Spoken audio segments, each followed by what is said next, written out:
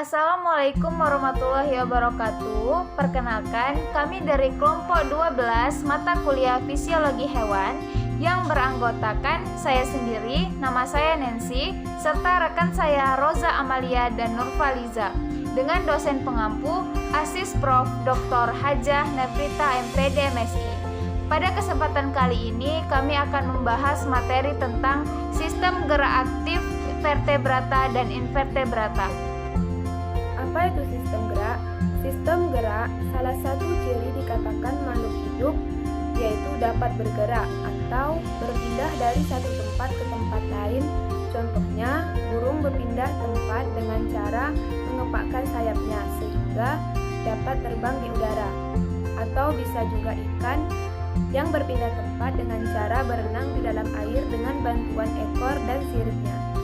Tujuannya agar hewan dapat berpindah tempat dan bergerak mencari mangsa atau makanannya untuk melangsungkan kehidupan. Fisiologi sistem gerak pada vertebrata. Pertama, Pisces. Bentuk ikan yang mirip torpedo atau streamline tersebut memudahkan ikan dalam melakukan manever berbelok ke kanan dan ke kiri, lebih cepat dan praktis saat berada di air tanpa mengalami hambatan atau gesekan dengan air. Selain itu, bentuk rangka tulang ikan dan otot-otot ikan yang praktis dan efisien sangat berguna saat ikan bergerak ke depan. Yang kedua, Aves. Setiap burung memiliki cara terbang yang berbeda antara yang satu dengan yang lainnya. Bentuk sayap burung memiliki susunan rangka yang kuat tetapi ringan. Selain itu, burung juga dapat diperkuat oleh tulang dan otot-otot yang solid dan kekar saat menahan tepaan angin yang kencang pada waktu terbang di udara. Bentuk ini menyebabkan udara yang mengalir di bawah sayap burung mengalir lebih lambat daripada udara yang mengalir di atas sayap burung. Pada waktu burung akan terbang, yaitu dengan mengepakkan sayapnya, maka udara akan mengalir ke bagian bawah yang menghasilkan gaya angkat sehingga burung dapat terangkat ke udara atau terbang. Selanjutnya, katak. Katak memiliki kaki yang sangat panjang dan otot-otot yang kekar dan solid. Sendi ini memudahkan hewan amfibi seperti katak untuk melompat-lompat. Kaki katak memiliki selaput renang. Selaput renang ini sangat berguna bagi katak saat berenang di dalam air. Selanjutnya, reptil. Ular bergerak dengan cara merayap atau melata, baik di atas tanah, air maupun pada saat berenang di air. Tulang rusuk ular terhubung dengan tulang belakang dibalut dengan otot-otot yang sangat lentur dan kuat. Dengan bentuk tubuh yang berwas-was, maka ular bergerak dengan cara meliuk-liukkan badannya ke kanan dan ke kiri dengan sangat cepat. Sistem gerak pada mamalia. Contoh hewan mamalia yaitu ada anjing, kucing, kerbau, paus, kambing, dan masih banyak contoh lainnya. Nah, pada kali ini kami mengambil contoh hewan mamalia darat yaitu kuda. Kuda memiliki tulang-tulang yang kokoh dan kuat untuk menopang tubuhnya. Otot-ototnya yang elastis dan kuat yang terhubung dengan tulang-tulangnya menyebabkan kuda dapat berlari sangat kencang dibandingkan mamalia yang lain. Pada saat kuda bergerak, maka kaki kuda paling belakang memberikan dorongan agar kuda dapat maju ke arah depan. Kencang atau lambatnya kuda berlari tergantung pada kuat atau lemahnya saat kaki belakang memberikan gerakan pada kaki belakangnya. Selanjutnya saya akan menjelaskan tentang fisiologi sistem gerak invertebrata. Hewan invertebrata memiliki struktur anatomi tubuh yang lebih sederhana untuk bergerak. Sebagian besar hewan ini melakukan sebuah gerakan dengan menggabungkan otot-otot tubuhnya seperti kepala, perut, dan ekor untuk berkontraksi. Meskipun tergolong ke dalam kelompok hewan yang sama, yaitu hewan invertebrata atau biasa disebut dengan hewan yang tidak memiliki tulang belakang, namun alat gerak pada tiap filum hewan ini berbeda-beda. Nah, pada penjelasan kali ini kami akan menjelaskan sistem gerak pada invertebrata berdasarkan filumnya. Yang pertama yaitu ada filum Porifera. Hewan ini hidup di laut dan tubuhnya berlubang dan berpori-pori. Hewan ini dapat berpindah tempat dengan menggeserkan tubuhnya, dan ada pula beberapa hewan porifera yang tidak memiliki alat gerak. Contohnya adalah hewan Calcarea dan Hexatinellida. Selanjutnya yaitu ada filum Protozoa. Filum Protozoa adalah hewan yang hidup di air dan hanya memiliki satu sel saja. Protozoa terbagi ke dalam beberapa kelas. Berdasarkan alat geraknya, protozoa terbagi menjadi 4 kelas. Yang pertama yaitu ada kelas Rhizopoda. Kelas Rhizopoda ini adalah hewan yang bergerak menggunakan kaki semu. Selanjutnya yaitu ada kelas Flagel, yaitu hewan yang bergerak menggunakan bulu. Dan yang ketiga itu ada kelas Ciliata, hewan yang bergerak menggunakan rambut getar. Selanjutnya yaitu ada kelas Sporozoa, yaitu hewan yang menggerakkan seluruh tubuhnya. Yang ketiga itu ada filum Solenterata. Filum Solenterata adalah hewan yang memiliki tubuh berlubang dan menyemburkan racun untuk memangsa mangsa atau makanannya. Hewan ini tidak memiliki sistem gerak. Contoh hewan Solenterata adalah ubur-ubur dan anemon laut. Yang keempat ada filum Annelida. Sistem gerak pada invertebrata jenis Vermes atau bangsa cacing, mereka bergerak dengan melakukan kontraksi pada otot-otot yang ada pada tubuh mereka. Contohnya yaitu cacing tanah dan lintah. Filum selanjutnya dari hewan invertebrata yaitu filum Arthropoda. Nah, atau yang disebut juga dengan hewan yang memiliki tubuh yang beruas-ruas. Nah, bagaimana sih kelompok Arthropoda ini dapat melakukan pergerakan? Nah, jadi kelompok hewan Arthropoda ini memiliki berbagai alat gerak, mulai dari sayap, kaki, dan juga beberapa hewan yang tidak memiliki kaki. Contohnya itu pada ulat. Nah, selanjutnya teman-teman bisa perhatikan gambar yang telah kami sajikan, di mana itu adalah salah satu contoh dari kelas Insecta atau serangga, di mana dia memiliki alat pergerakan berupa 3 pasang kaki dan juga sayap. Nah, itu adalah merupakan contoh dari bagaimana si kupu-kupu tersebut dapat bergerak menggunakan sayapnya untuk terbang dan juga hinggap pada suatu tempat menggunakan kakinya. Contohnya, nama spesiesnya adalah Papilio mason atau kupu-kupu jeruk. Nah, selanjutnya adalah filum Mollusca atau hewan yang memiliki tubuh yang lunak.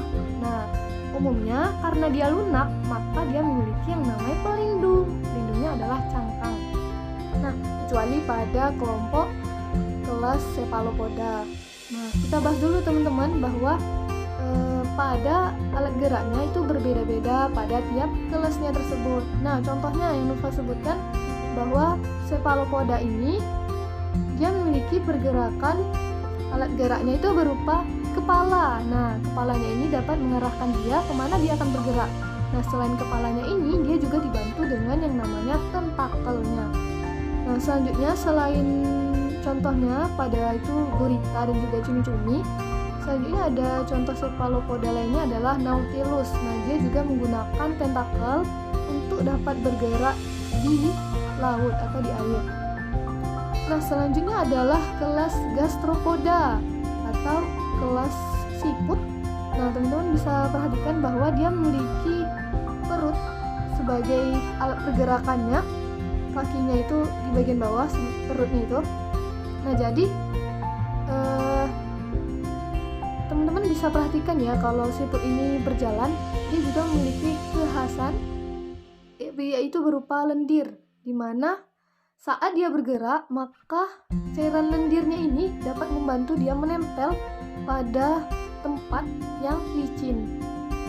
Nah, selanjutnya adalah kelompok bivalvia atau kerang-kerangan. Nah, dia menggunakan kaki yang pipih agar dia dapat bergerak masuk ke dalam tanah untuk mencari makanannya. Nah, selanjutnya adalah kelas Polyplacopora atau contoh spesiesnya adalah Chiton spesies. Nah, dia memiliki kaki pada bagian bawah di perutnya, di mana sangat mencengkram kuat pada bebatuan.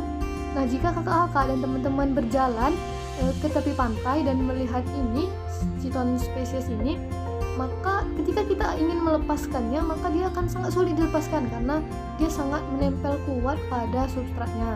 Nah, yang terakhir adalah kelas Scapopoda atau kerang gading gajah. Nah, teman-teman bisa perhatikan bentuk dari spesies tersebut. Nah, bagaimana dia bergerak? Nah, ternyata dia bergerak dengan menggunakan mulut sekaligus sebagai alat kaki untuk dapat bergerak. Nah, selanjutnya adalah filum Echinodermata atau hewan yang memiliki kulit yang berduri. Nah, pada permukaan tubuhnya ini, Echinodermata ini memiliki duri-duri. Nah, jadi alat geraknya apa sih? Nah, alat geraknya itu berupa tentakel, di mana organ tubuhnya ini dapat memanjang dan juga bergerak secara fleksibel atau dapat menempel pada substrat tertentu seperti batu dan lain sebagainya. Nah, ini juga kuat ya teman-teman.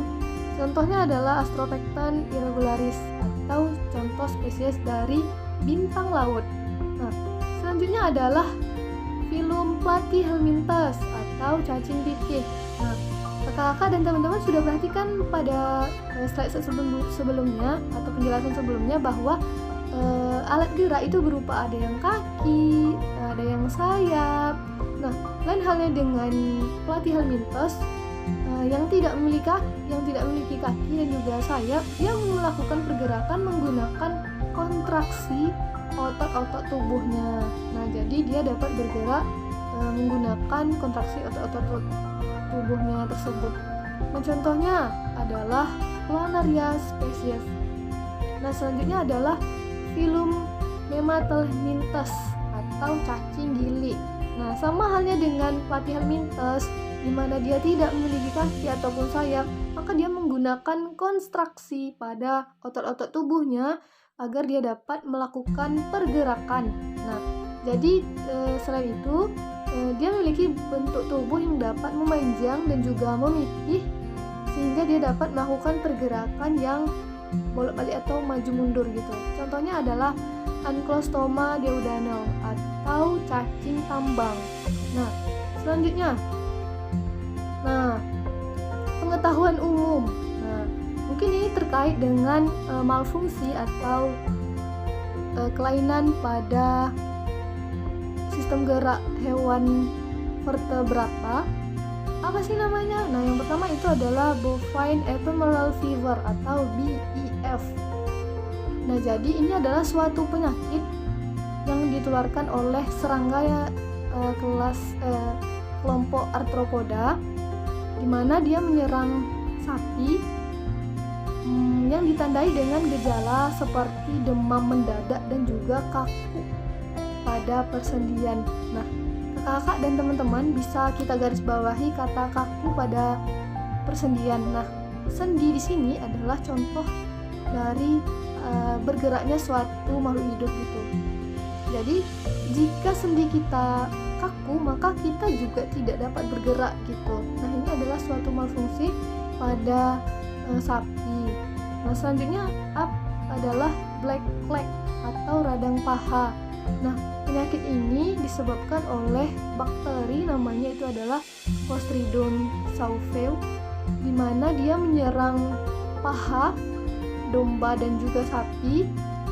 Sehingga ya teman-teman, coba kita perhatikan misalnya karena paha ini adalah bagian dari kaki sendiri. Nah, apabila dia mengalami infeksi, maka kita akan terhambat atau domba ini akan melakukan sangat sulit dalam pergerakannya, sehingga terjadilah berbagai kelainan dalam sistem geraknya.